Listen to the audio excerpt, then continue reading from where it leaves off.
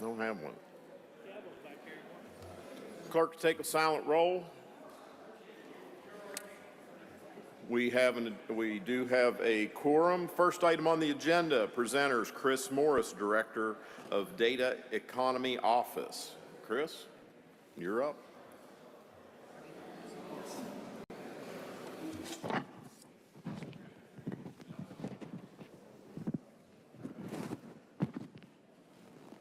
All right, good morning. Can everybody hear me? Is that working? We good? All right. Yes, thank you for having me today. My name is Chris Morris. I am the Director of the Data Economy Office and also the Data Economy Liaison as contemplated in House Bill 2014. Just a little bit of background. I've actually worked in state government before. Worked in the Department of Revenue from 2001 through 2010.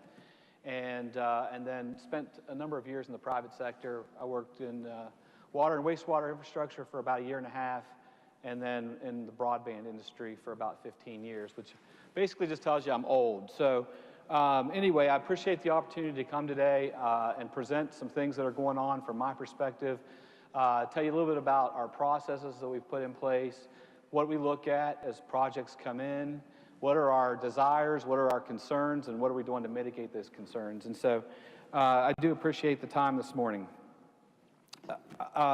Next, do I have control of this, I guess? Okay. All right, so we'll take a minute and just talk about, why West Virginia? And I will say this, and I actually applaud everyone on the passage of House Bill 2014, and I'll tell you why. For a long time, I hear a lot of people talk about hopes.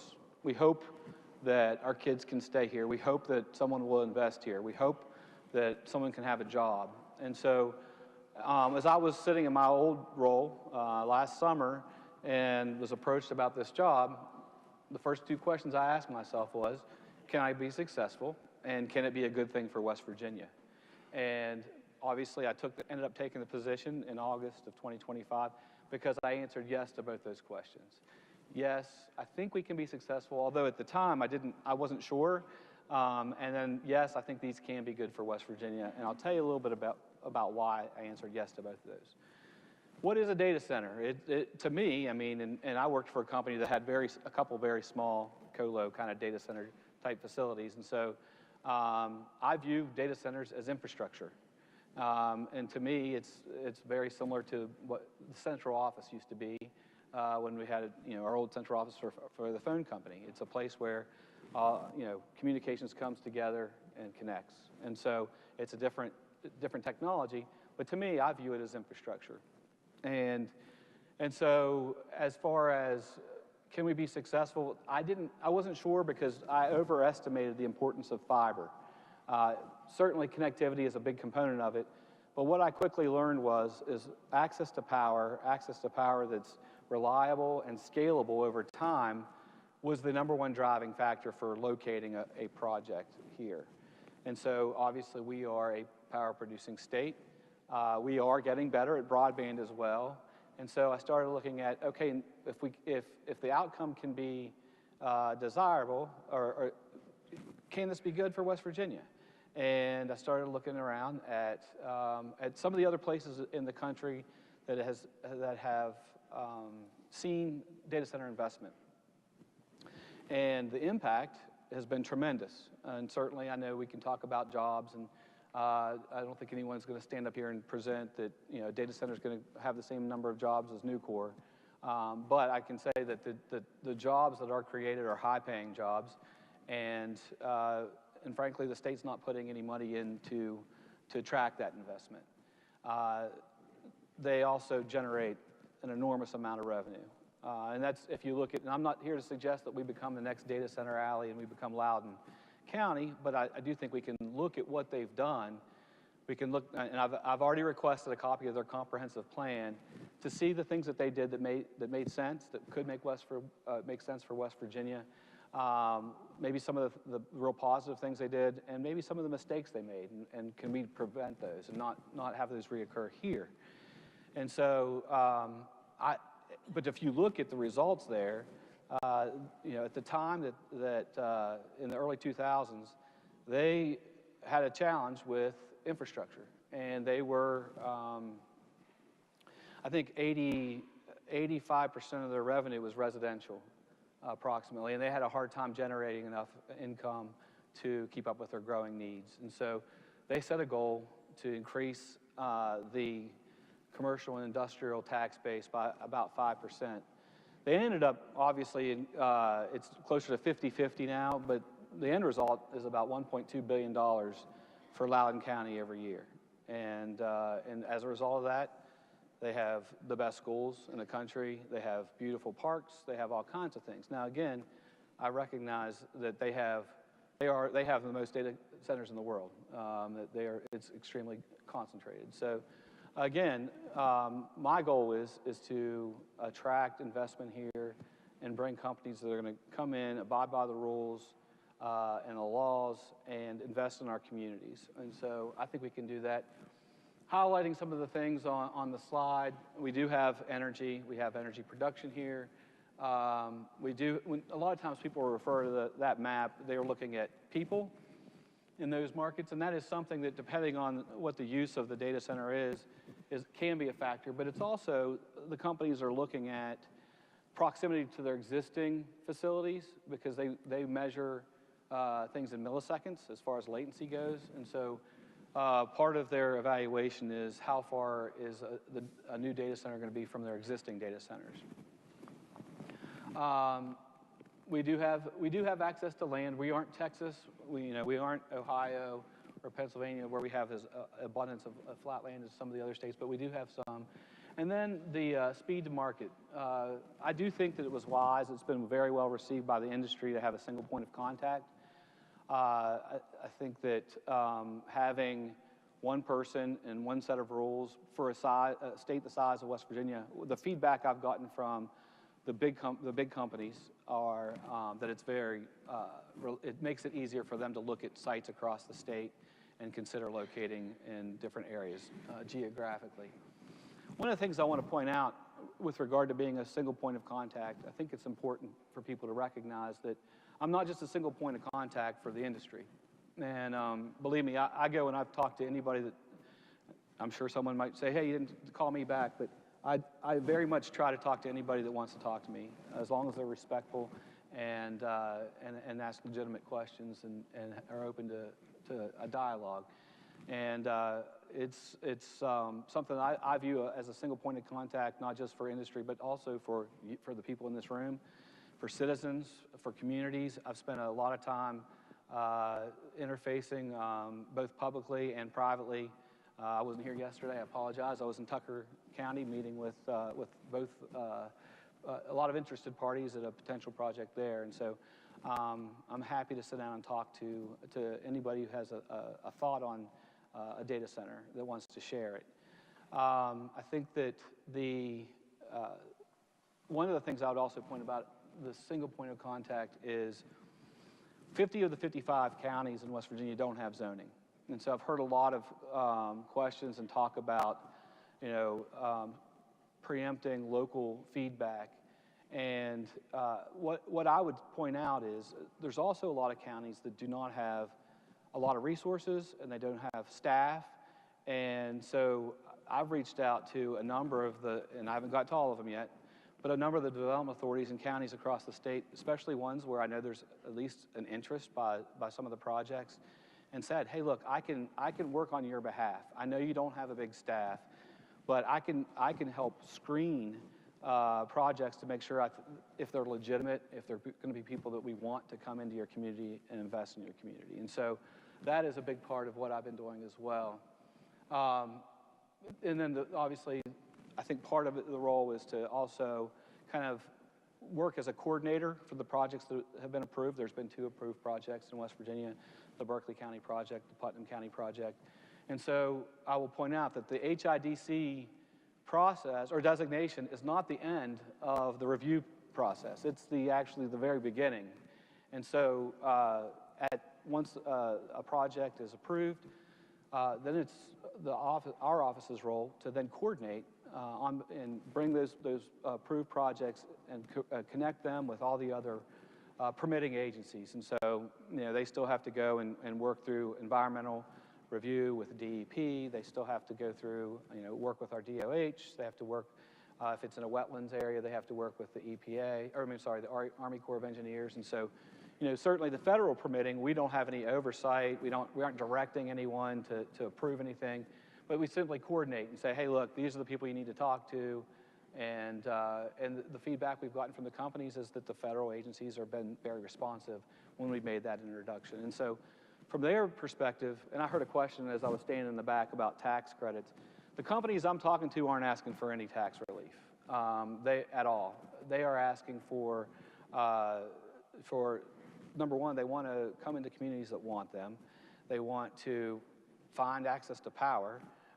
They want speed.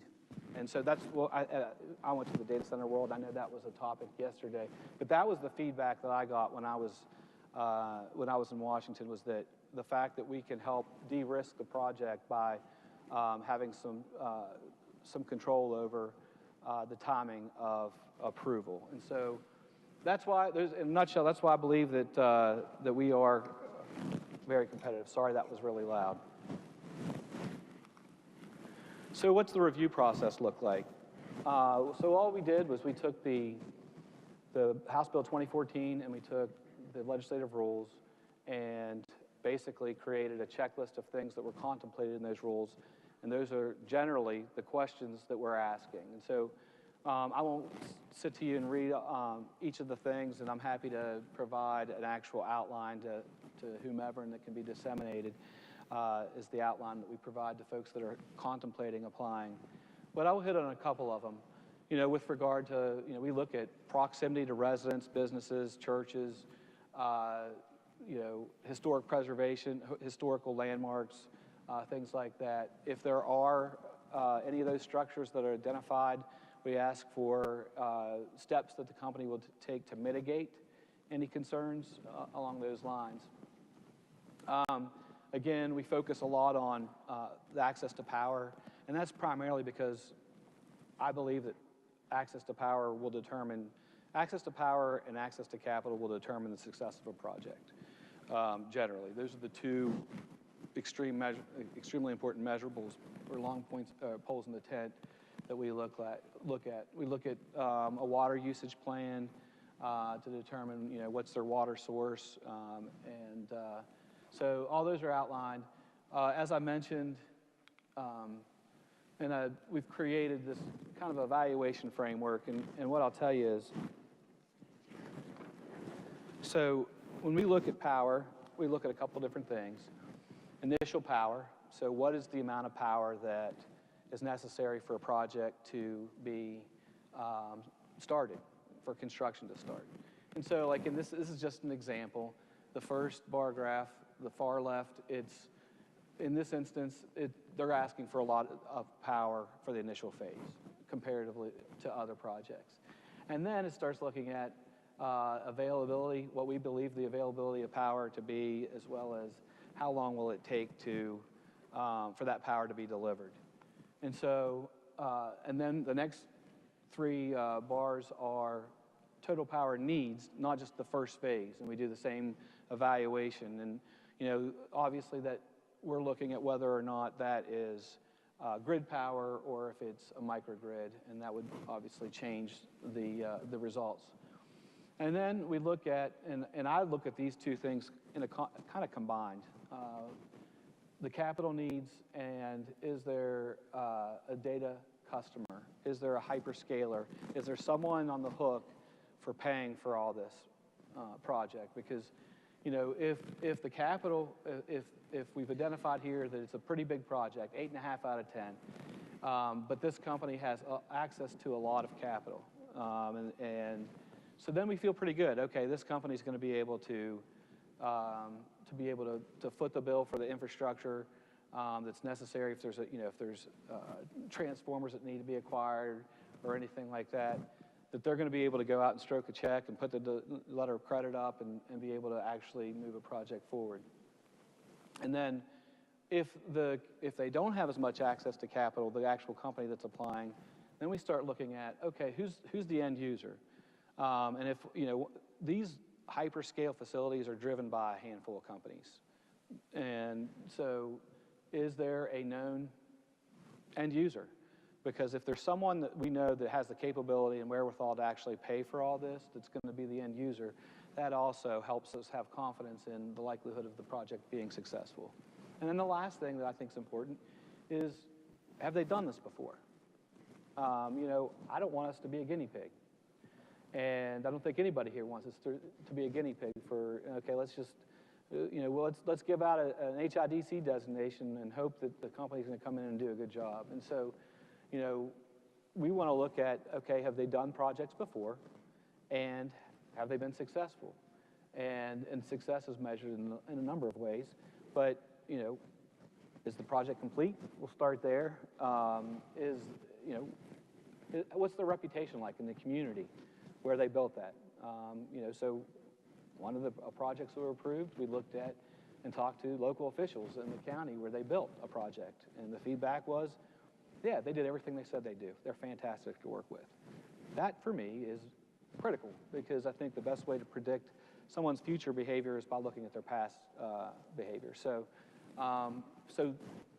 we look at all the things that you have to check, and we check off all the things we have to check, and then we really start looking at, do we think that they can be successful once they've cleared all the other required check marks that were required through the rule and the law. I'll try to keep moving. I know we have got other speakers. Sorry. So quickly, I know that Dotto Slezik, who is with QTS, was supposed to be here, and Dotto is a fascinating person and also very knowledgeable.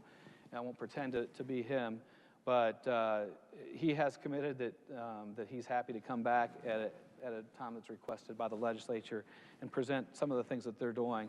The industry has been criticized about its water use, its energy use, it's the noise that's generated or the lighting, and I think a lot of that is fair, especially if you look at the facilities that were built 10 or 12 years ago. I think that that there's a reason why there's criticisms, because people saw what they built and that those problems existed. So, how has the industry responded? And so, one of the first things that I did was go tour facilities in Ashburn, Virginia.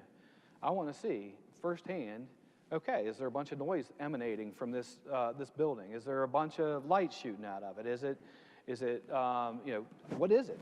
And so I went on a tour, and I'm highly recommended. I'm happy to coordinate for people if they want. I know a number of delegates and folks have already gone on some tours to some of the facilities. I think that's important for you to be able to see firsthand what these facilities are now, today, that are being constructed today. And so, yeah, they used a ton of water years ago. There's no question about it. There's no debate about it. But they've made improvements. They have used different technology. They've used closed-loop systems. They use air cooling, recycled water. One of the things that, I learned by interfacing with Penzance and local officials in Berkeley County, as we sat down very, very early, was that their site was a quarter of a mile from a place that they could get reclaimed water. And so rather than using potable water, they're able to use recycling water, which will actually, to use gray water, which can actually benefit the county and the company as well. Electricity costs, and I think Gary, I didn't get to hear all of his talk this morning. One of the things that we have done is, I'm not a scientist, but I do rely on science, and I believe in science. And so I took a trip down to Oak Ridge National Laboratory for the purpose of hearing scientists and have them present information to us and actually do some analysis of what we're trying to achieve here and make sure that we're doing so in a responsible manner.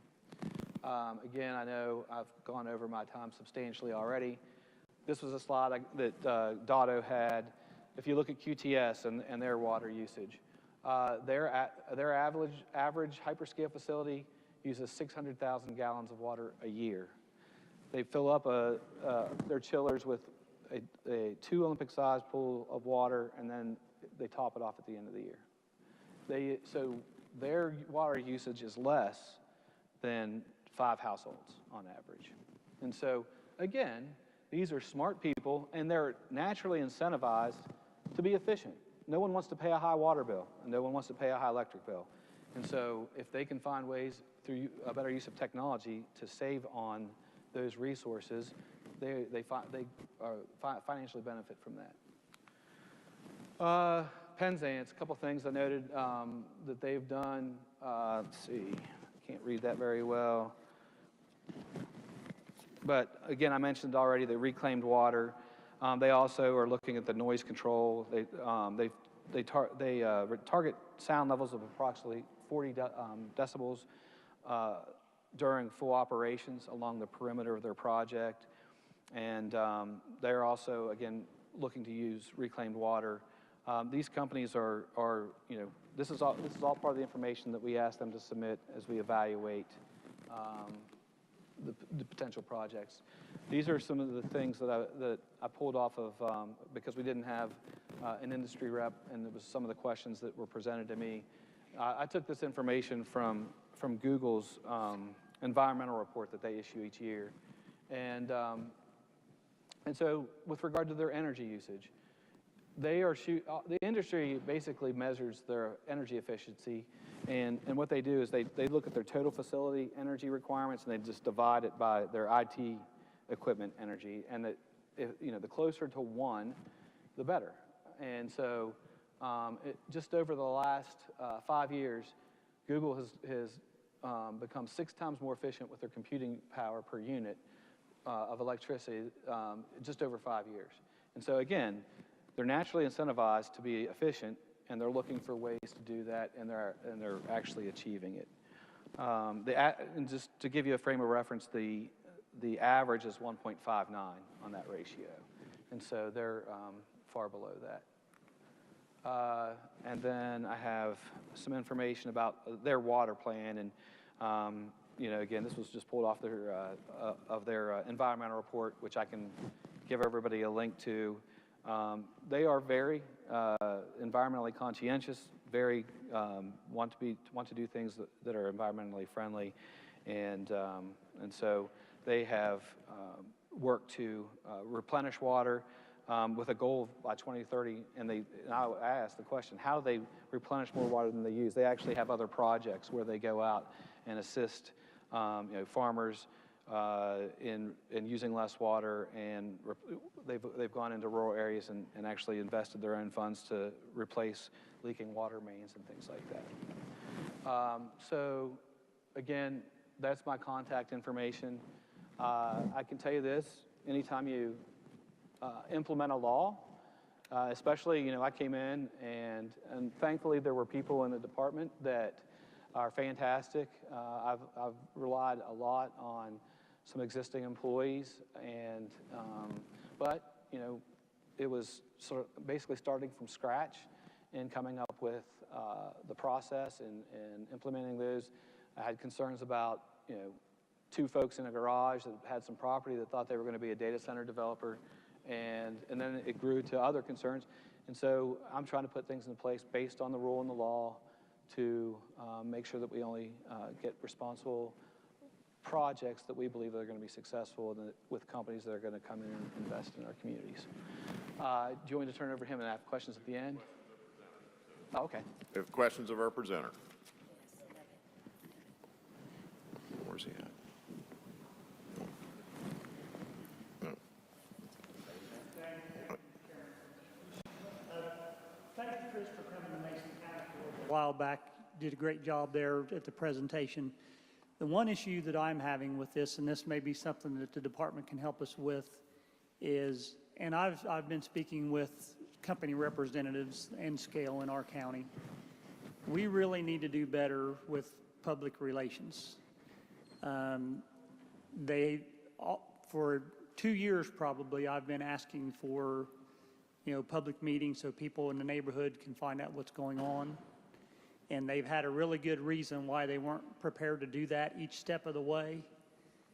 In our project, they're moving a bunch of dirt right now. And we still have not had a good public meeting from the company for these folks. There are questions that we as legislators can't answer. Right. So if you have any ability to maybe ask them, I've been very respectful and don't want to push them, but we need to maybe push a little bit. Delegate Bowler, thank you for the question. Thank you for having me up for the meeting. The point's well taken, and I'll be the first person. I've done this publicly already. I'll fall on the sword and tell you, when you're running around and you have 100 top priorities, one of the first things that gets pushed to the side is communications. And so I can tell you that I recognize that that's lacking. We are working, and I don't know where it is because I was traveling all day yesterday for work, to put a lot more transparency and information on our website, which I think can be done this week. What day is it? Tuesday? This week. And but also, you know, as I met with folks yesterday, what I learned by sitting at a table with the project leaders, some local folks that are very vocal in their opposition to the project, and then a bunch of people that honestly didn't know what to think. As we sat there and talked for a couple hours, I think we all learned a lot about, okay, maybe a project could benefit the area. And we had some folks that were pretty oppositional at first that said, okay, look, but we don't know because we haven't had access to information. And so that is something that through this process I'm encouraging, and I think the companies are very, very interested in having dialogue with the public and local leaders as early as possible. And I think that, in fact, as the companies I'm talking to now, and I'm learning this too. So maybe it should have been done the first one. I don't know. Probably. We're going to probably even just have conversations with local leaders with a company as they're looking at sites. This company is looking at multiple sites, and they said, is there anything that prohibits us from going and talking to folks? I said, absolutely not. And so that's, your point's well taken, and I think we can do a better job at that. Gentleman from Kanawha. Thank you very much, Mr. Chairman. Thank you so much for being here, Mr. Morris. We really appreciate it. First, just a couple of questions about your slides. Can you go back to the comparative water consumption? Yes. Let's see here. There you go. Yeah. What size or what power generation would that example of the QTS closed loop data center, what are we talking about there? Let me pull it up and see it, because I think they cite the information on the slide. I know it's very small, so you may not be able to see it. Domestic water.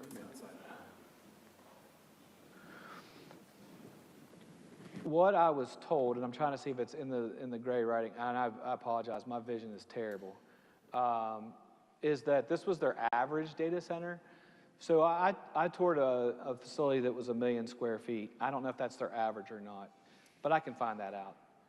Okay, that'd be great. I mean, I've seen similar numbers. I'm still trying to get my head around how to best explain, and when you dig into what size they are, obviously the difference between potentially what's been proposed for Berkeley with Penzance versus what Monarch might do in Mason County would be very different. But I think getting those kinds of general terms would be very helpful for the public.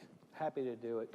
The way I would look at it is it's similar to your car. This as they describe, QTS described it to me is it's like your radiator, right? Once you put the fluid in there, it stays in there. I mean, every once in a while you might get a light that comes on. You got to top it off, but it generally cools without ever leaving the system. Yeah. The slide before that, you mentioned at the bottom that there are a lot of myth or detailed myth versus reality materials. And I know you mentioned that you're not sure where some of the new stuff is going up on the website, but just for the public's benefit, are you able to point us to where people can find that? Yes. I don't know that it's up. I was out of town yesterday. It should be up this week. We are communicating with other offices to get that finally approved. It should be up this week. Secretary, in case you didn't hear it, Secretary Herridge, who's actually the person who approves HIDC designations. I'm an advisor and I recommend, but he's the person that signs the letter, indicated that will be on our website and the Department of Commerce's website this week. Okay, that'd be great. And if you can just make sure that you point us to that, if someone can notify someone over here, I think a lot of people would love to get those materials out to their constituents and others. You've talked about this a fair chunk, but can you just elaborate more on your interactions with local community leaders? So there's all this discussion about who has local control. I know you touched on the fact that, there are only 5 counties in the state that have zoning regulations anyway. So of the 4 major data centers that have been proposed, I don't think Putnam, Berkeley, Tucker, or Mason, unless I'm mistaken, are among those that have local zoning controls anyway, right? So, but can you talk about just again your interactions generally in terms of what your what your goal is as you're reaching out, and then what those ongoing discussions are? Thank you for the question. So for the 2 projects that have received designations from Commerce, we have had, number one, we have scheduled calls with their development authority and the project and the Department of Commerce. And they're typically bi-weekly calls where we facilitate conversations. The companies that were approved for both those counties, they want to voluntarily go through review by local leaders just to get their feedback. And so, again, I think there's the benefit of we know how long it's going to take to get a review, or generally have an idea, but you also have the ability to work collaboratively. And I can tell you, when I first approached counties and said, do you want to work collaboratively, people looked at me like I was crazy. But I too believe that we can work collaboratively together and identify solutions to problems between Commerce and the companies and local folks. So, and I assume it's county commissions in each of these counties. Are there other county officials that you're directly liaising with? We certainly talk to county commissioners. We also talk to the development authority, usually their directors, sometimes the county administrator, and let's see. We've had coordination with local PSDs, folks that are over the water, wastewater, making sure that they're talking with the project as well. Whatever, I basically facilitate the conversation and allow the company and the local folks determine who needs to be involved in conversations and at what point. And then House Bill 20 for like made certain proprietary details of the proposals confidential from the public, right? Just to again, a lot of this is competitive information between companies that are trying to get an edge here. But how much of that information in the proposals are you able to share with individual counties? Well, so the approach I've taken is that when we have conversations, is to allow the company to share what they feel comfortable, and again, they're as the project progresses. I think it's more of an issue when it's conceptual, when they're starting to think about a project and location and contemplating a potential site. I think then you're having a lot of folks that are potentially, oh, well, we didn't know there was a site there. Maybe we should look there too. Certainly there's proprietary business information about the actual company that needs to be maintained if you're looking at someone's financial capability of doing a project. So we need to maintain that as confidential. But as far as actually developing and implementing a project, I think at the point that they've acquired the site, they are pretty open to getting feedback and talking about berms and setbacks, and this is how this is our water usage plan, and we want to use reclaimed water, or we want to we're going to buy this water from whatever source, or whatever, we're going to use tanks, whatever the case may be. They're able to have that conversation. Okay, thank you so much. Sure. Gentlelady from Putnam. Thank you, Mr. Chair. I just wanted to ask, the last couple slides that wasn't on the presentation that we got a copy of, can you please send those along with the links for us too? Happy to. I'm sorry. When I found out over the weekend that the industry representative wouldn't be here, I tried to go and pull some information off of the reports that I found online from those companies. Thank you. Sorry, And definitely along with the link to your website too, once you get that up, Sure. the information up there. Thank you. Gentleman from Monongalia. Thank you, Mr. Chair. I had a question about zoning. That's come up a couple times. But just to clarify, House Bill 2014 does have a section that basically says you can't enforce zoning, but there's a separate section which says that counties cannot enforce ordinances, totally separate from zoning. So isn't it true that a county could have a noise ordinance, for example, or an ordinance related to setbacks that has nothing to do with zoning, and that is overridden and unenforceable under 2014? Yeah, I believe that, I mean, I don't have it in front of me, but I believe that's correct, Delegate. And, but I also think that those are issues that we're working through our conversations as well. And similarly, related to the confidentiality and transparency concerns about getting information out to communities sooner in the process, there's confidentiality built into 2014, but that states that the government can't give out confidential information. It does not prevent the data center developer from sharing information with the community at any time that they choose, right?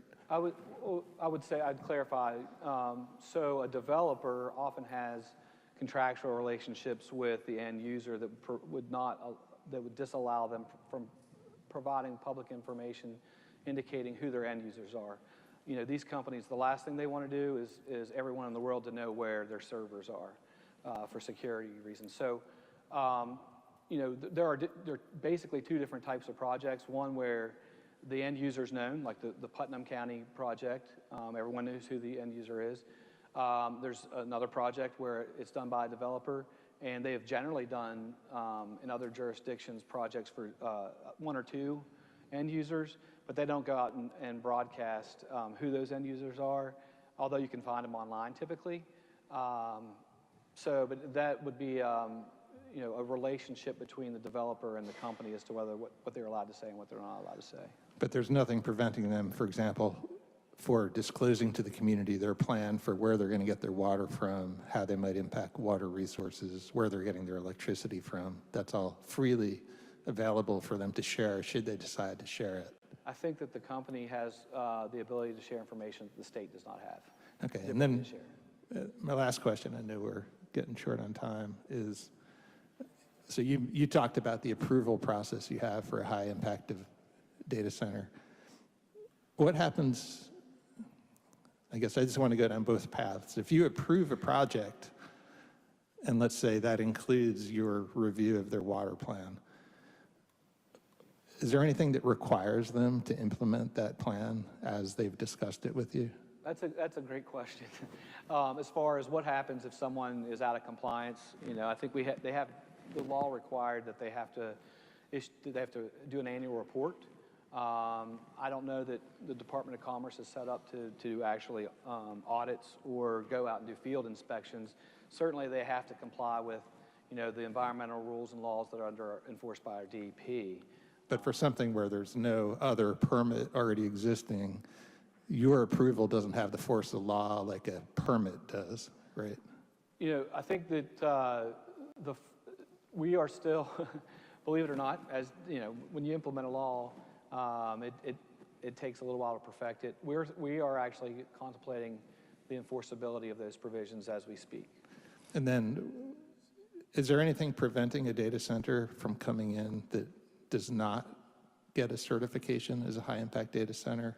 So, from my perspective, yes. If it is in excess of 90 megawatts of critical IT load, they have to get an HIDC designation to move forward. If it's smaller than that, I believe prior to 2014, any company could have come in and done any size data center without, you know, obviously without this, but also without, in counties where there aren't zoning or planning commissions, they would have been able to come in and do projects without any local approval or state approval other than the other permitting that's required by law. Thank you. Thank you, sir. Next presenter is Matt Irby, West Virginia Tax Commissioner, on the potential of state and local revenue from data center development.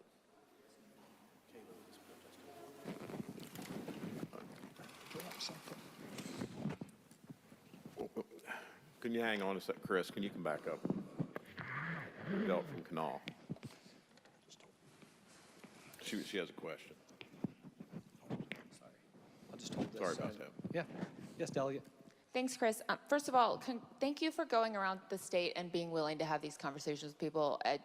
There's a lot going on, so I really appreciate it. Thank you to your office for doing that.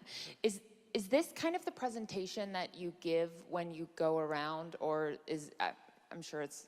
It's similar, I guess. You know, obviously you try to gauge interest, but it's similar. I mean, I've spoken to, you know, I was on the Stubblefield thing in Jefferson County, and you look at the room and try to answer questions that are pertinent to people in the audience, but generally, yeah.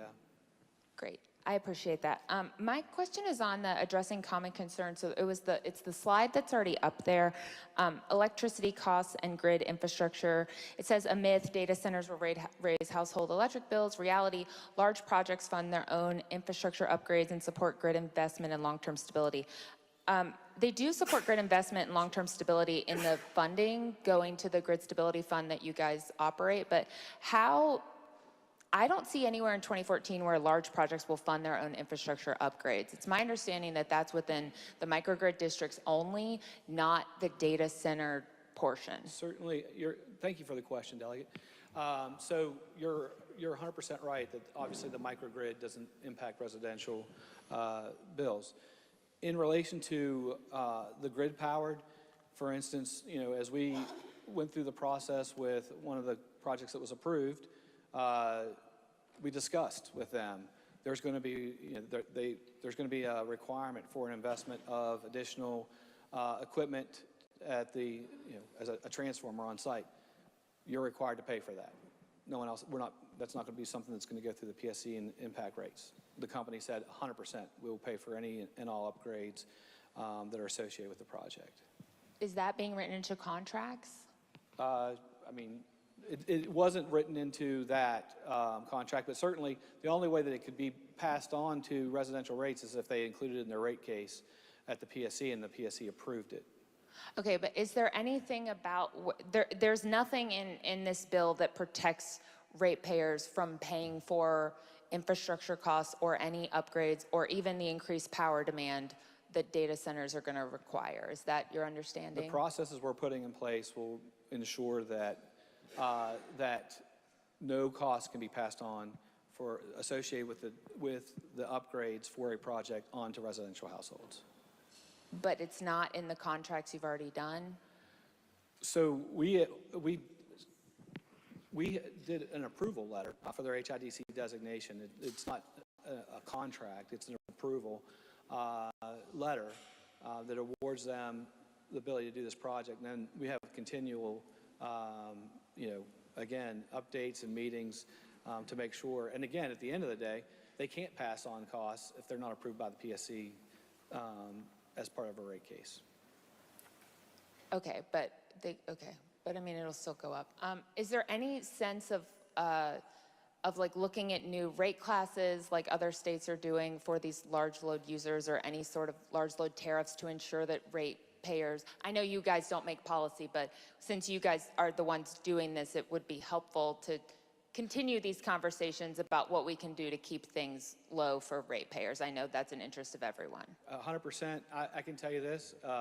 You're right. I've focused my energy and time on implementing the law as it was passed, but we're always interested in making improvements. So it's something I'm happy to And then on the water page, the QTS slide, that one, it doesn't have traditional open loop data centers even on the slide. So I mean, those use significantly more water. So are you only approving closed loop systems, or is the slide just a little misleading, not purposefully? It's not misleading at all. That was a slide provided by a person who was planning to be here today, and it's pertinent to their company and the way that they build data centers. But you're not only approving closed loop systems, right? Because open loop use significantly more water. We will look at, on a case-by-case basis, the water usage plan to make sure that it's in the best interest of the state and the community. Okay, great. Thank you so much. Sure. Gentleman from Cabell. Hey, Chris. So just really quick, off of the gentlelady's questions. Chapter 5B, Article 2, Section 21B, down in, I think it's in E5. And this begins by stating, find it here. This is true of high-impact data centers, at the beginning, and all microgrids, but that they shall pay all utility rates, fees, and charges for utilities used or consumed during construction and operation of premises within the certified microgrid district or certified high-impact data center, provided that the rates, fees, and charges for such services shall be based on the cost of providing such services, and the utility shall enter into a contract under the rules of the PSC for each such service with the developer and file the special contract with the Public Service Commission. And B, the developer shall only be required to pay any capacity improvement fee or impact fee to the extent that capital additions, betterments, and improvements, so on and so forth, are required. Would you, having read that and seeing that it's generally applicable to both high-impact data centers and microgrid districts, would you agree that the status of the law is, and this is via the PSC and the various utilities, are that they have to pay their full freight no matter what? Yes, Delegate, thank you for having that code. I did not have it in front of me. That's helpful. I would agree with that. 5B221B. Thank you. Chris. Thank you, sir. Now, Commissioner Irby, if you'd come up, I'd appreciate it. All right. Thank you all. I don't know if my presentation is available.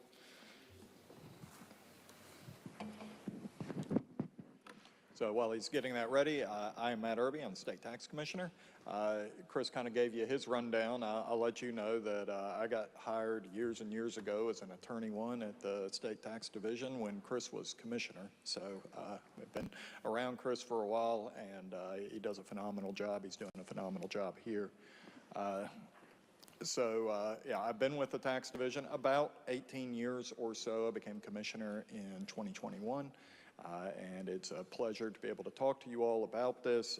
This has been a major topic of discussion probably for about a year and a half. And I wanted to kind of go through our process for evaluation broadly and kind of talk about approaches to valuation, because everybody is really, really interested in what kind of revenue these things generate. I think Chris kind of touched on that a little bit. That is one of the big wins for the state of West Virginia as these move in, is that they are large revenue factories. And it does stand to reason that you all want to know what it is that can be expected on revenue. So I wanted to kind of also caveat that. So most of the presentation is going to be one big giant caveat on why our numbers aren't really set in stone or solid at this point. We don't really have a data center to value. So as a result, we have to use other things to try to gauge what those values are. So first, kind of want to run very quickly through some definitions that are really, really important when we value property. It is an ad valorem property tax, so the value of the property is the most significant piece in determining how much tax somebody pays. We do an appraisal of that property. I think everybody is very, very familiar with appraisal processes generally. And then that appraisal is subject to an assessment. So we assess property at 60% of its fair market value. And so we use a lot of different ways to try to figure out what that fair market value is. But fair market value is that most probable price expressed in money that a property would bring on the open market between a willing buyer and a willing seller. And this kind of, drives us into some of this data center talk, is that in that, driving down to a fair market value in something that nobody really sells broadly, a data center, you have to start using all kinds of other figures to try to figure out what that is. Another really important thing when we're talking about data centers is the difference between real property and personal property. Real property being that physical land, the building, all the affixed improvements, and generally thought of to be the immovable parts of a data center are all going to fit into that real property value. And that's really, really important because standing in contrast to that is the personal property, those things not permanently attached or movable and movable. The tangible property that goes into a data center gets a special valuation. So normally we pick fair market value.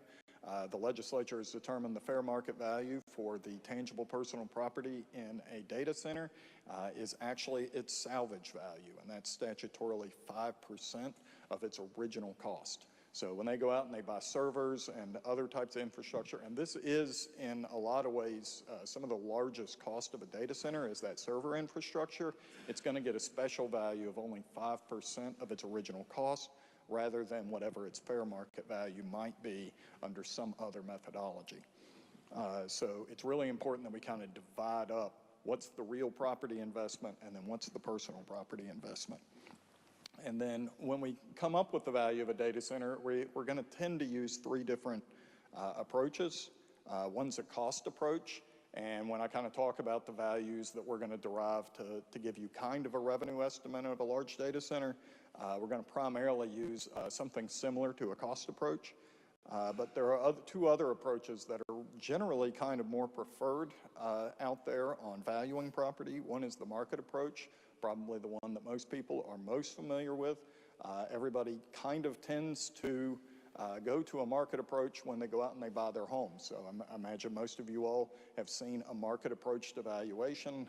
When you went to buy your home, you see that market approach to valuation when the county assessor assesses your home. They use primarily a market approach. And then finally, when we get into industrial taxpayers and we get into public utilities, we really kind of prefer this more income approach to value. And one of the big reasons why we do that is, particularly on the public utility side, we are restricting their ability to earn income because we have to go through that PSC process. And so what we want to try to figure out is they're employing assets. Those assets are producing income, and that income has kind of got a limit to it. So how has that limit on that income leveled out their ability to make money on those assets? And so we use that income approach to value really heavily on the public utility side to try to get those values. So got kind of a chart there kind of showing those three approaches to value. And when we are on the public utility side, and I kind of keep referring to that because that is where House Bill 2014 set data centers and that microgrid infrastructure is with the Board of Public Works, who's most familiar with a unit approach to valuation that uses these three approaches in trying to derive the value of the assets for public utilities. So they use that cost approach, which is cost to build, market approach, using publicly comparable values, and a discounted cash flow, which is that sort of income approach to value. So we'll talk a little bit more deeply about cost approach. We would take an estimated site value as if it's vacant. We would try to estimate the replacement or reproductive cost of the improvement, and then we would deduct the amount of accrued depreciation. And what that kind of looks like in practice is if you invested, say, $1 billion in something, and you're now 5 years from that $1 billion investment to replace those items, it would actually cost more than $1 billion. But it's also been in use for 5 years. So essentially, you scale up your $1 billion to maybe CPI inflation or some other figure to say $1.3 billion, and then you depreciate out the years in which it's been in service. So that kind of gives you that sort of cost value. And we don't really have, again, any data centers upon which we can apply this right now. So again, we're kind of stuck with those figures that are just announced investment. Next way we would do it is with a market approach. And again, I kind of want to talk about some of the difficulties we have in a market approach. We don't have a lot of data centers selling. On the flip side of that, we've talked to a number of folks that are doing valuations of data centers, and they have talked about the market approach because a lot of these data centers actually lease out their space, and it looks a whole lot like a real estate investment trust. And so as they're leasing out that space, it gives us a really good idea for the value per square foot that a data center might be producing. And that actually kind of rolls us into a income approach. So these two sort of get interrelated when we're talking about data centers, where we might estimate the gross income from the market, analyze their operating expenses, arrive at a sort of net income. And then the big sciencey part of valuing things is trying to find that appropriate capitalization rate. Those capitalization rates, I don't want to get too deep into it, but they they really drive to what is the return on equity if they put equity into it? What is their return on debt if they put debt into it, if they had to go into debt to do that investment? And then we're just going to take that income and we're going to divide it by that percentage rate, and it's going to produce a value. And again, I keep, kind of rehashing this idea, but it's one of those things that we don't actually have enough information for right now. And so this is that appraisal process that we run through for a public utility. We kind of start with this, where we're standing right now, defining the problem. And that's where I've kind of been standing for about 18 months, which is trying to define out what problem we have, which is what is the value of a data center. And we still don't have a data center that is in operation, so I still kind of am defining out what the problem is. We are kind of moving into this preliminary survey and planning phase on how we are going to value a data center. So we're looking at the types of information that we need, what we need to collect. So then we'll kind of move into that data collection area. We're going to get general data about data centers that are in operation. We're going to get specific data about the specific companies that put a data center into service. And then we're going to get kind of comparative data between the two. We'll have to apply that data. We'll have to run those 3 different approaches. We'll have to reconcile those approaches because they're going to produce very, very different values. And then we'll kind of have that, at the end, correlated value that the Board of Public Works will assess. So I kind of preface all this with there is a lot of missing information as we stand here right now in trying to tell you what the value of a data center is and how much tax it's going to produce. But we have methods in which we have tried or attempted to apply. So I'm going to kind of talk a little bit about, what do we need? We're going to primarily use an income approach to value, probably. Net rents are probably one of our primary factors we're going to look at. We'll also look at the price to sales ratio. We're going to look at some enterprise evaluation models, and I'm not going to get into EBITDA or EBIT or all these other various things that all my property tax folks talk about incessantly, and I have no idea what they're talking about half the time. So what's our initial model look like? Well, it looks like trying to figure out what kind of real property investment that these folks are going to make. We had a really good discussion, I think, last week with Delegate Linville. I think that a lot of folks know that he's got a model that is out there. His model looks fairly similar to the model that we're using internally, as folks have asked us about what type of tax revenue is going to produce. So about $10 million per megawatt in real property investment. And that is actually a fairly remarkable figure when you think about the type of real property investment we've had in this state. I think I sat in this chamber several years ago when the Nucor investment was being discussed, and I think the announced data centers so far have all kind of announced real property investment that is significantly in excess of that investment. And I drive past Nucor, and it's remarkable to me how big that site is. I can't imagine what these sites are going to look like when that investment actually goes into place. And then you get to the much bigger figure, that personal property investment. Again, remember that we're going to give that salvage value, so it significantly kind of reduces down the value that we're going to subject to tax. And then the initial values really aren't that much. I think for West Virginia, a lot of this is farmland that has not yet really been put into service. So we don't have a lot of really high initial values. And then we talk about microgrids. Microgrid is one way in which we think that we're going to be able to power these data centers. They represent another $1 million per megawatt of investment.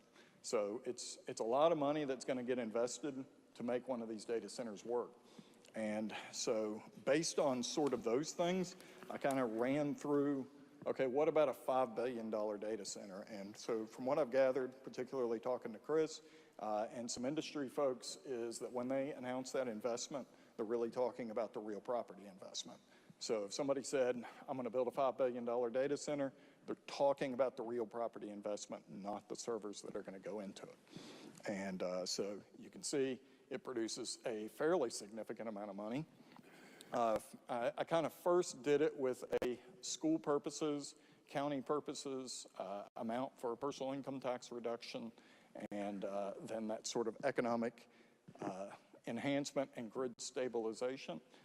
$38 million for school purposes would equal the school budgets for most of our counties. That $18 million for county purposes would equal the county budgets for most of our counties. That personal income tax reduction represents about, I think, 1.25%. I'm gonna look at about 1% or so, Peter says. And then another $4.5 million that we get to put into our infrastructure improvements. That's one data center. And I've been asked a number of times when we've kind of passed around numbers as to whether or not these values actually are valid. One area, Chris kind of mentioning Loudoun County, I glanced at Loudoun County's revenues. Loudoun County's property tax revenue was about $2.4 billion last year. That is equal to all West Virginia counties' property tax revenue. So I think data centers represent about 50% or so. Loudoun County's got a lot of other stuff going on, but I think data centers represent about 50% of their property tax value. So the data centers in Loudoun County would represent about 50% of West Virginia's total property. It's a pretty incredible amount of money.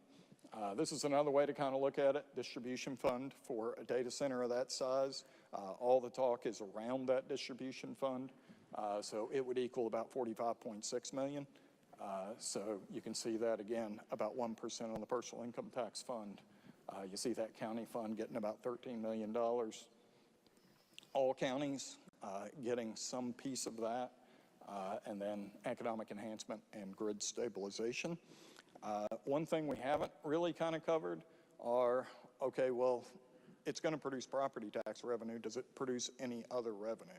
I think that we talk about that, sort of speed to power, and that we're going to see significant increase of power. West Virginia is a net power producer. We export almost more power as a percentage of what we produce than just about any other state.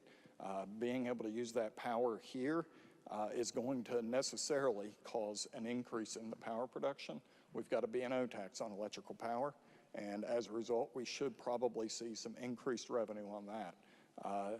Our power is primarily produced from natural resources, which we are a significant producer of. The increased use of those natural resources is going to lead to an increase in our severance tax. It's trying to figure out exactly what that looks like, because severance tax is so significantly driven on price on the market.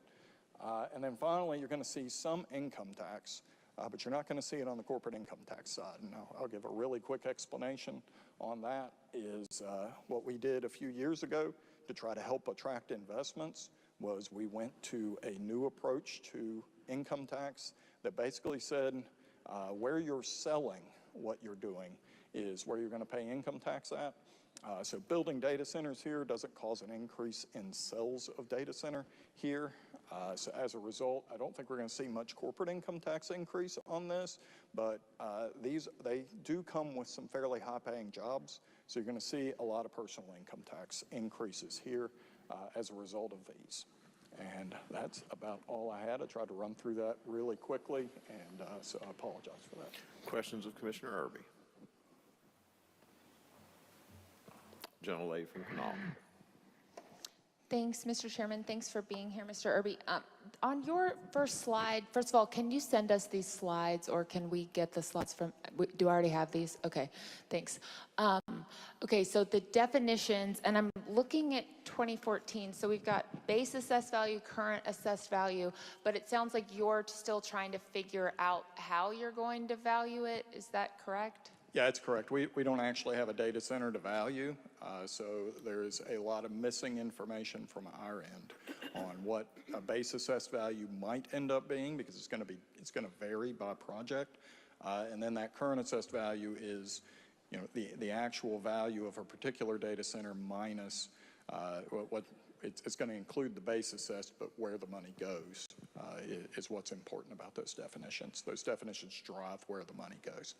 Okay, and then when you were talking through this, I don't know which definition you were on, but you said something about the income changing based on the PSC process and their ability to earn income. Do you know what you were talking about? Yeah, sure. The public utility process, we generally prefer the income approach to value. The primary reason why we kind of prefer the income approach to value is that the PSC for most public utilities sets their rates. So since they're setting their rates, they have a sort of limit on the income that they can actually earn. And so what it does for a lot of them is it reduces the value of their property below what their cost approach might be. So you might, let's say you use an electric utility, you might invest $1 billion in electric utility, but you can't get the same value back on your investment because you have a limit on how much you can charge ratepayers. And so as a result, we use the income approach to value much more preferentially there because it will produce a closer value to what they can actually receive on their investment. I hope that makes sense.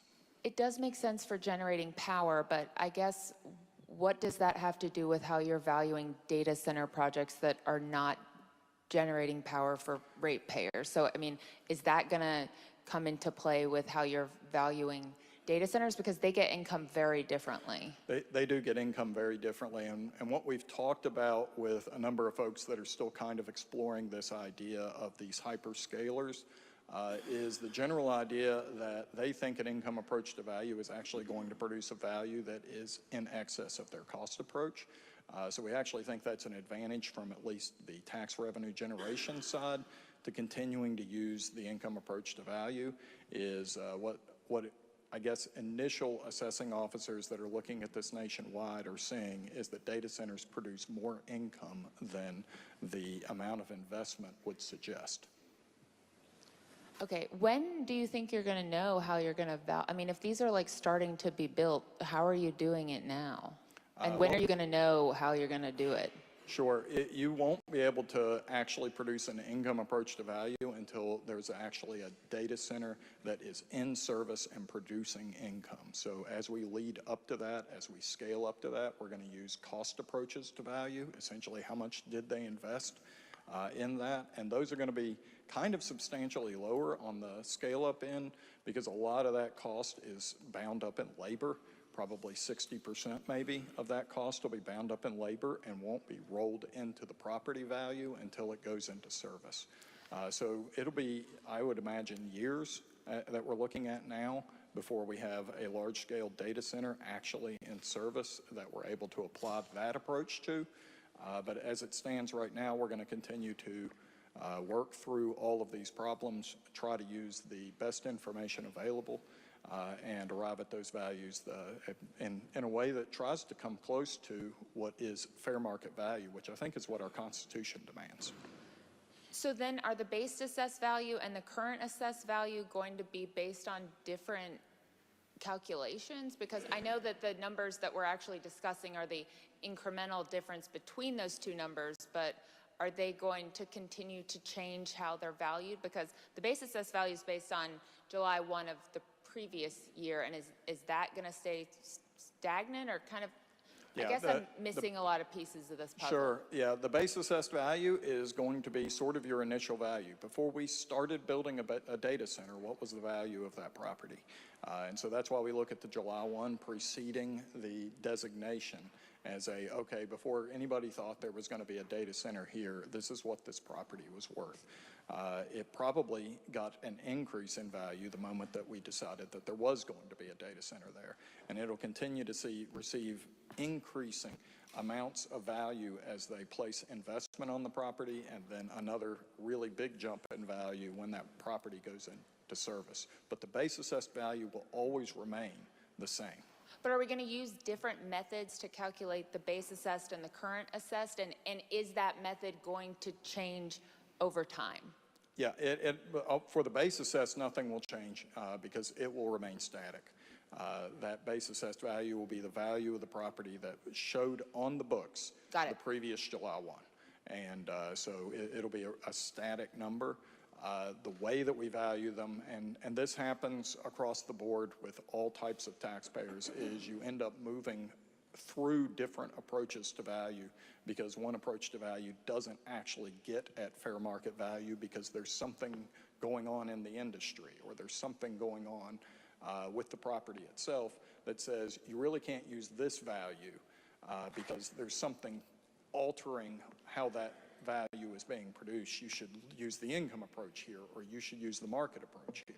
So that's kind of broadly valuation generally across all industries, is that you get this sort of shifting sands approach of how is it that we're going to try to come up with what the fair market value is. And a lot of that is working between assessors and taxpayers on trying to identify what that is. So all of the calculators that we're seeing are kind of obsolete in a sense if this is changing. The calculators that you're seeing is the best information that we have available today, which is really the only thing that you could ever produce, is Okay. whatever you have the best information on today. Got it. Thank you. Okay, we're running to the next meeting, so that will conclude this meeting.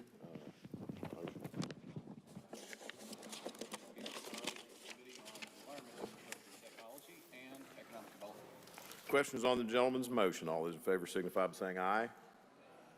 Opposed? The ayes have it. That meeting is adjourned. We will now go into the Subcommittee on Economic Development. Clerk will take a silent roll. A quorum is present.